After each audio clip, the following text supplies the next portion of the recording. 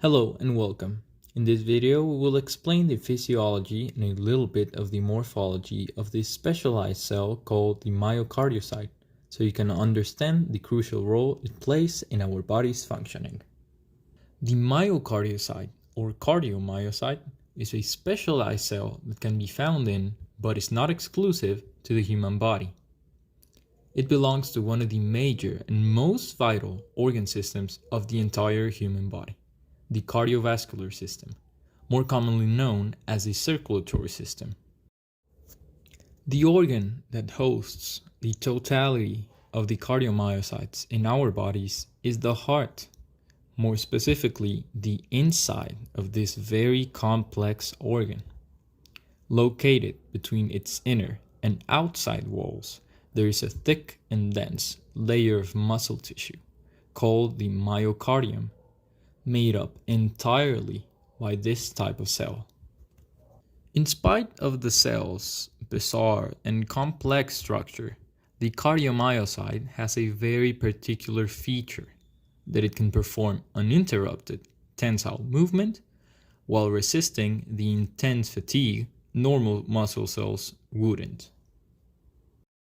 This very precious feature has subcellular implications, because in order to sustain its energy demand, the cardiomyocyte has several mitochondria tucked between its fibers.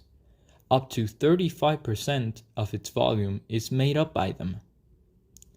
These mitochondria constantly supply adenosine triphosphate, or ATP, the cell's main source of energy, that can either be stored in vacuoles or consumed immediately.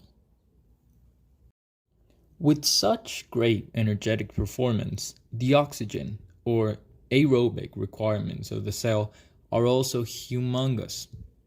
The oxygen flow to the cell is first provided by the sarcolemma, a lipid membrane that connects the entire cell with larger arteries that provide oxygen. The second stage of the oxygenation process of the cell occurs through the endomysium. This thin layer surrounds each intertwined fiber with thin blood vessels called capillaries that go deeper in the cell structure in order to distribute enough oxygen for the cell to function properly. The cardiomyocyte's structure is also very important, since each and every one of the cells is built to be a segment in a larger and stronger tissue that contracts and releases with ease when it is required to. These strong and sturdy connections between cardiomyocytes are called intercalated discs. They can physically link the cells, providing great structural rigidity and strength during each and every one of its contractions. Well, the strength of the cardiomyocyte is exceptional, and it would make the cell great by itself. But what about the way in which the cardiomyocyte is activated or set off?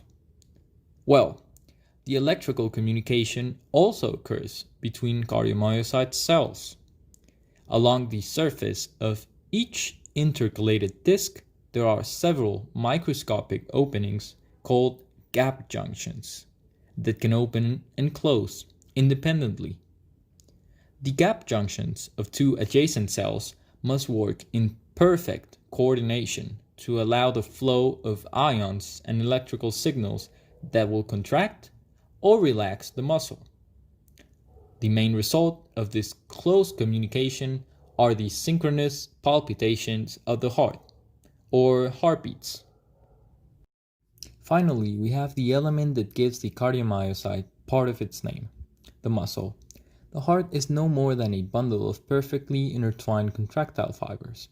These muscle fibers are the first and the main functional units of the cell, and have several sublevels.